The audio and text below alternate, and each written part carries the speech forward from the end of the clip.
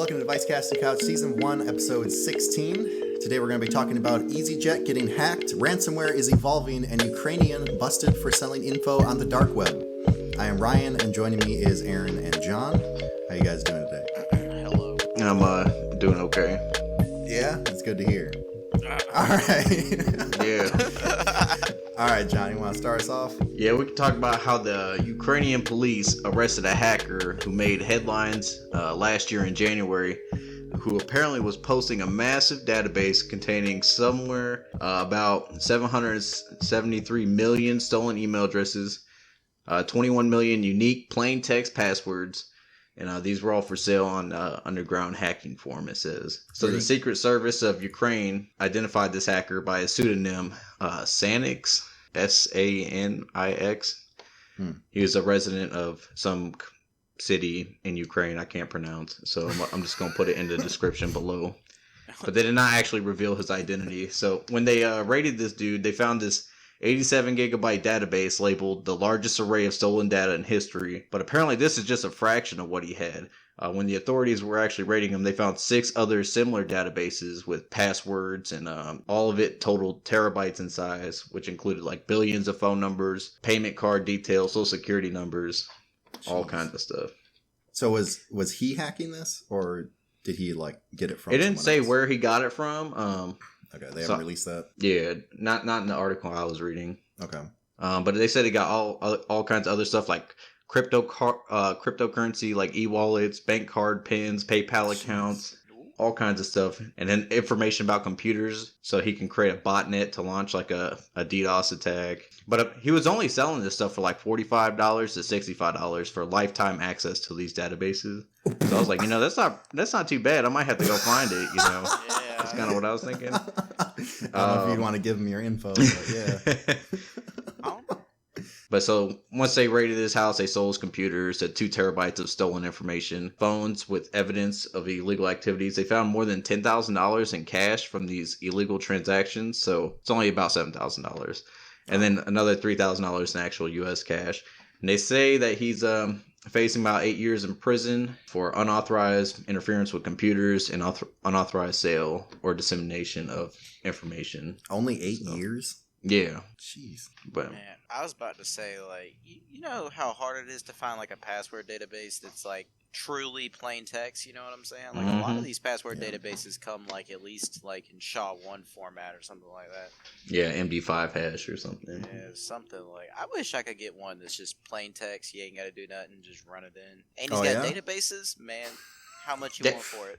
That's what I was saying. I was like, look, I only pay $45. Where you at? No. We do not condone this. Yeah, it was bad what he did, you know. Yeah. Oh yeah, was it? You don't sound too sorry. But if you want to hit me up, contact the Device Casting Couch at Outlook.com. Oh my goodness, we're not on Outlook. All right. You got anything else on that topic? No, that's about it. It was just crazy. You see the picture, they got all his cash laid out and everything. It looked like a drug bust, got his phones and everything. Oh my goodness. Well, on the same kind of vein of illegal activity online, I have an article about ransomware. There's this hacking group called Ragnar Locker. And basically the way that they're advancing their way to hack computers with ransomware is so you get the fishy email or you go to the fishy site, however you get infected, right?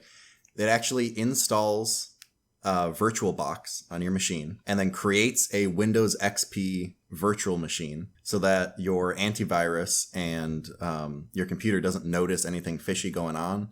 It just runs it in the background, creates the Windows XP virtual machine, and then shares all your drives with that virtual machine, and then encrypts all your drives through there and steals all your data. And yeah, go ahead. So you're saying it transfers the data to the virtual machine and then encrypts it there? No. It shares all your stuff, right, to the virtual machine, steals all your data from the share, and then gets into your machine and locks everything down before your antivirus can like block anything. because it doesn't see it as a malicious content, right? It's just your virtual machine accessing your drives, so it doesn't catch it. I just wonder who's got enough stuff on their computer to where they don't notice. So if I had one on my laptop, I'd definitely notice there's a virtual machine running. Like, I mean, would you though if it's all in the background? my laptop's not that great. Okay. Well, I don't know. Okay. I don't know if I you mean, noticed, yeah. man. I mean, like, if it was on my desktop, maybe I would notice, but like, I feel like if it was on my laptop, like, it would be slow as butt crack. Like, I mean, I don't know. I'm saying I have Task Manager open all the time, so anytime I see That something too. fishy, I gotta Google it and be like, hey, what's this? What's this back here? I mean, yeah, no, that's true. But I mean, for the average person though, that's just like dinking around on their laptop playing Minecraft or whatever, you probably wouldn't notice it. But they said that one way to counteract this is to actually have an antivirus who has ransomware protection, because it protects your system files, or an easy and free way to do it as well. If you just have the bare bones, is to activate Windows 10 controlled folder access, which is in the Windows Defender. And that just basically locks down all of your system files so that they can't be changed or altered or copied and that sort of thing. So that is one way to get around it and deter it. You can also, if you want to, you can check your virtual logs and make sure there's no giant files being written, because apparently it leaves behind these huge text files. So they said you can also look for that. If you see any of those, then you should probably scan your computer or do a refresh or something like that to get rid of it. But yeah, I thought that was pretty interesting. That's definitely something new I haven't seen before. Installing a freaking virtual box and then a virtual machine to grab your stuff. Yeah. So Ryan, would you want to elaborate on how to refresh a machine? You mentioned if you do a refresh, you can get rid of it. Yeah, so if you boot into Windows recovery mode, you can refresh from there. Or if you want a complete reinstall of Windows, you can also go to the get the ISO file from Microsoft. Or elsewhere. I would definitely say get it from Microsoft. And you can so this is different than just going into like Chrome and clicking the little button? Yes, this is different than F5. Gotcha. Okay. Yeah. When I say Windows refresh, I mean reinstalling the operating system. I just want to make sure our listeners understood what you were talking about. No, I understand. That's a good point. Not a lot of people know the terminology of a refresh. But yeah, you can reinstall the OS by yourself. It's really not that hard. Microsoft has a bunch of articles on how to do it. There's all kinds of YouTube videos on it as well. It takes anywhere from like 10 to 20 minutes, and you can choose to keep some of your old files as well. Although if you're infected with something, obviously you probably want to get rid of it completely. But yeah, you can do that if you think you're infected, or just have a good antivirus that has ransomware protection. You should be good. Thermite work? I mean, if you if you want to, if you want to go full Snowden, yeah, you can do it that way. I'm saying for most users though, they shouldn't even need virtualization support at all. Like, I'm unaware of Windows actually requiring virtualization support to be enabled, even to run the virtual like LSA boxes. Mm-hmm. Like, I mean, if you don't need it, just turn it off. Just don't use it. Yeah, this is true. Although I'm not sure if the virus can, because obviously if you're on your user account, right, and it has admin permissions, I don't know if it can turn on certain services. I'm not sure. Well, I'm assuming usually it's in the can. BIOS is what Aaron's talking about. He's talking about the actual hardware support for virtualization. Like I was saying, like you could do it through the features, which is what Ryan's talking about. You know, where you turn it on and off. That way you can have Hyper-V or virtualization support. But like John was saying, you can also turn it off in the BIOS. Correct. Yeah. Which is what I would recommend, because like on my smaller laptop, my little tablet, I don't have virtualization on because I just don't need it. Mm-hmm. Yeah, that's true. And I believe it's by default it's off. Correct. I'm pretty sure. It really depends. Most laptops. Okay. I know on mine it was off. Most computers that I've seen, it's off by default, and you have to go into the BIOS to enable it. On both of mine, it was off. Yeah. Well, and you can do some virtualization even with the virtualization stuff disabled. So I'd have to look into it and see what all is required. I know you lose different features. Gotcha. Okay. Either way, just have a good antivirus that has ransomware protection. I believe BitLocker does, or not BitLocker, Bitdefender, and I think Avast does as well. Or just don't go to websites you're not. Hey, what about McAfee? Oh my goodness. Freaking McAfee. McAfee is the ransomware. Yeah, it's true. It is the It's- ransomware. It's kind of trash. Have you seen Not his gonna lie. videos talk about how to uninstall it? Oh my Oh god. my goodness. And he's Dude, like pretending to do coke and everything. Goodness gracious. I think we talked about this last time, actually. Oh, did we? I think so. I've been a little obsessed with McAfee lately, so. Goodness. Oh, and I looked up the actual pronunciation, and I think it is McAfee, actually. I've been correcting people for like Just years, and I was like, oh, it's McAfee. Like, look out the way it's freaking spelled. Like, you're an idiot. And I looked it up, and they're like, well, he pronounces his last name as McAfee, so pretty sure it's McAfee antivirus. But yeah, it's looking at the newest antivirus like reviews and stuff like that, the tests that are done, McAfee doesn't do too well. They let Intel buy it, so there's your Yeah, problem. that was probably their first mistake. Should have let AMD buy True. it. So there's a British airline, EasyJet. They suffered a data breach that exposed 9 million customer information out there. So the EasyJet admitted today that the company has fallen victim to a cyber attack, which it said was highly sophisticated, apparently exposing email addresses and travel details of around 9 million of its customers. In the official statement, EasyJet confirmed 9 million people were affected and that a small subset, about 2,000 of them, also had credit card details stolen, but there was no passport details included. They didn't disclose how the breach happened. It just claims that it was sophisticated and an unauthorized manner that they used to gain access. I would assume it's unauthorized. Yeah, I would Well, say, look, yeah, I'm just saying they what use it's saying. So they it's use not an insider authorized threat. manner. Yeah, So EasyJet did say that they have closed off how the intruder got in and that they're going to be contacting individuals, especially the ones with the credit card details that were stolen. And they just urge customers to remain extra vigilant, especially they think it's because of the whole COVID-19, they think that part of this breach is to get more information to do more targeted phishing attacks. So they're just saying remain vigilant, make sure if you get any suspicious emails, don't click it. It says affected customers will be notified on May 26th. This That's brings up a question, and I don't mean to cut you off, John, but do you guys think it's, I guess, ethical? Because like every country is freaking hacking each other right now for like virus info and vaccines and stuff like that. Do you think it's ethical for like Vietnam when they tried to hack into like Wuhan officials' emails to get info on like what actually happened? Do you think that that's ethical or not? Because I'm in a little bit of a dilemma here. I don't know if I agree with that or not. You're talking about nation states hacking each other? Yeah, but like specifically with this, like to find out, because obviously China's, they're throwing up a huge like smear campaign of it wasn't their fault, it's all the people coming in, all that stuff. We talked about that in previous episodes. But like, do you think it would be ethical, or I guess the right choice to hack into their systems to see what actually is going on, or to try to get more info? Yeah, China deserves everything they're gonna get. Like, Okay. come on now. Like, I mean, I'm not disagreeing or agreeing. I just wanted to get your guys' input on that, because I can see both sides. Like, yes, if they are hiding stuff, like, we should hack them because we should know what's going on, and we need to know the truth so we can better protect ourselves in the future, and also expose China if they're doing something wrong.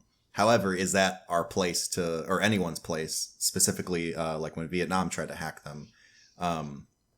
Is it their place to try to get into a system that obviously it's illegal to hack them that way?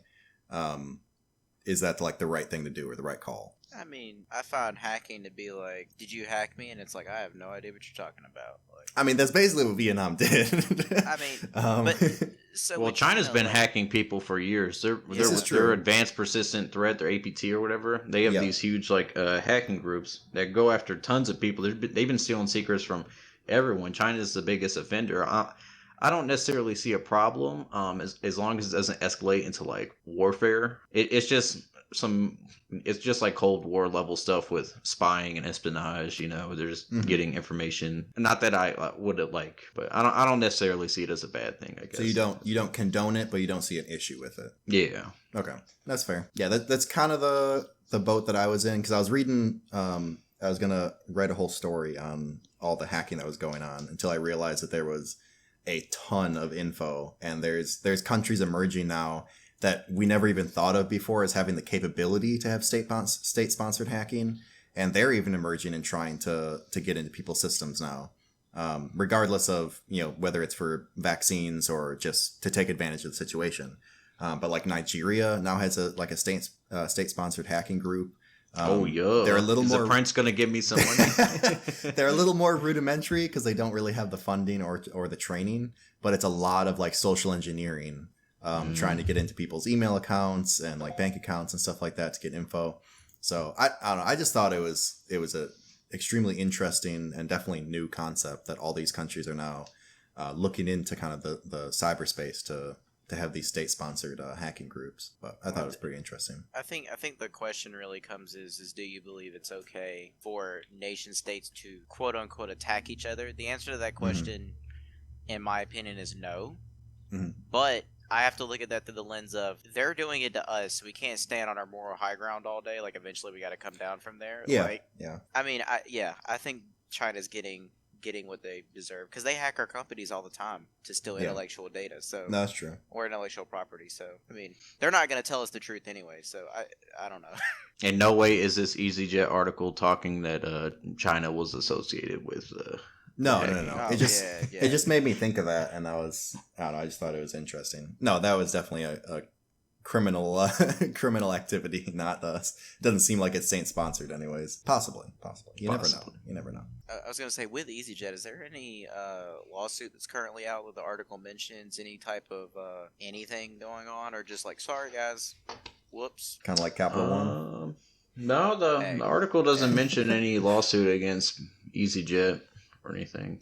There probably will be. Yeah, I mean, I assume there will be something coming for damages. One of their statements was saying that that they take cybersecurity very seriously, but because it's ever evolving, that it's just hard to protect against these more sophisticated attacks. That's what the chief executive officer, Johan Lundgren or something. I don't know how to pronounce that. Johan Lundgren. And I see what they're saying. What's up? I like that name. That's such a very European name, Johan. Lundgren. It's so European. Lundgren, yeah. It's a very European name. It's like Sir Archibald. Yes. Sounds like he drinks his cup of tea and goes to bed. Oh no. Well, I had another little small article here. Actually, just kind of a side note. Back in October 2018, Microsoft actually included a network sniffer into one of their updates. And they didn't make a big deal about it and didn't tell anyone about it. And apparently now people are starting to find it. And I tried it out yesterday, and it actually works pretty well. Works just like Wireshark. It doesn't have a lot of the usability of other like network sniffers. However, you can convert the files, the output files, to PCAP-NG, so it can be used in Wireshark if you want, because it doesn't have like the coloration and stuff like that, like pre-configured in the Microsoft Network Sniffer. So you kind of have to do that yourself, but it's a very basic network sniffer that it works pretty well. The file name is pktmon.exe. It's found in the System32 folder. And yeah, I don't know. I just thought I'd plug that. It seems to work pretty well. I ran it last night. It gathers basic information. So you can just have it running in the background. You just start it with a PowerShell command. And you can convert the files into PCAP-NG for Wireshark through the PowerShell commands. It's a super easy to use network sniffer to see what's going on in your network. But I thought that was pretty interesting. Oh, what's it called again? PKTMON.exe. It's found on your MON monitor. MON. Oh, okay. Yeah, it's found in your System32, and I don't know. I thought it was crazy that they just added this in the update and just didn't say anything about it. They didn't say it was a feature. They didn't say it was something new. They just kind of slipped it in with the update and then just left it there. It's pretty interesting. Yeah, I thought it was pretty cool. So if you want to mess around with a super like basic network sniffer and just kind of get familiar with how it works, super easy to start there. Obviously, you can still use Wireshark and all that stuff. They have a lot more usability. They've been around for longer. They have more intricate like coloring schemes and info and stuff like that. But if you just want to see what's going in and out of your network, it's a pretty easy way to see that. So I thought I'd just throw that out there, see if people want to play around with it. Thanks, Ryan. I appreciate that. Yeah, no problem, John. Thanks for the feedback. Oh my goodness. Well, if you guys don't have anything else, I was going to talk about a new jailbreaking tool that came out. Yeah, go ahead. So apparently there's a new iPhone and iPad jailbreak tool, and it's the first like actual 0-day bug for a long time. A lot of the times, these jailbreakers will look at the iOS beta versions and see what Apple patched and try to make something before the beta becomes official, you know?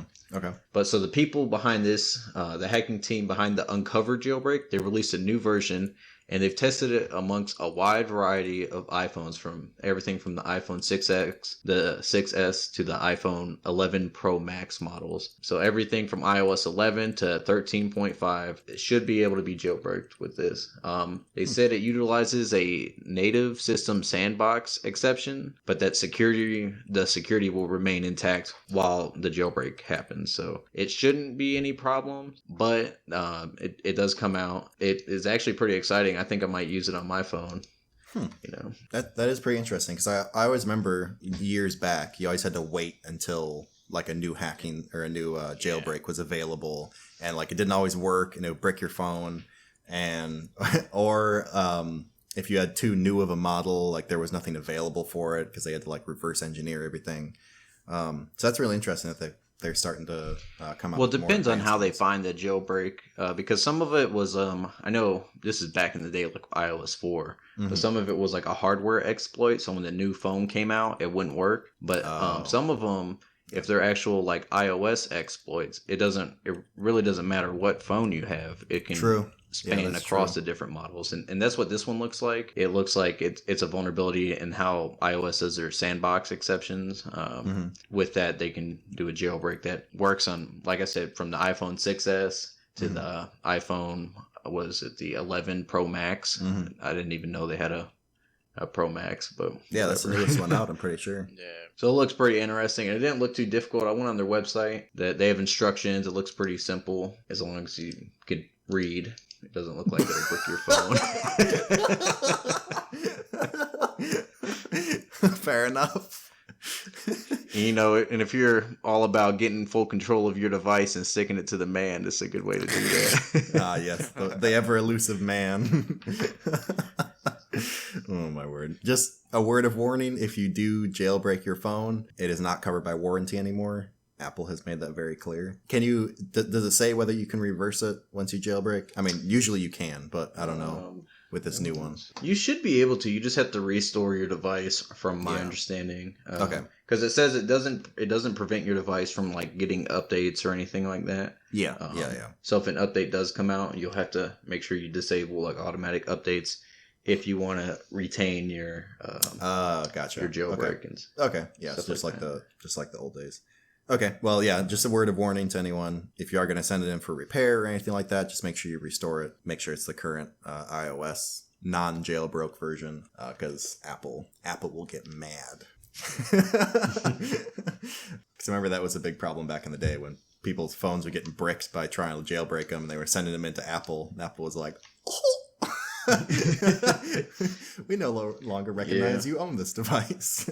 Like the black rain or green rain exploits and all that. Yeah, exactly. But yeah, just a word of warning. It's not a foolproof way. Or Apple could, just open up their devices, but Well, it's interesting because Google makes it a lot easier to root their phones than Apple, and I get that it is a security thing, I guess.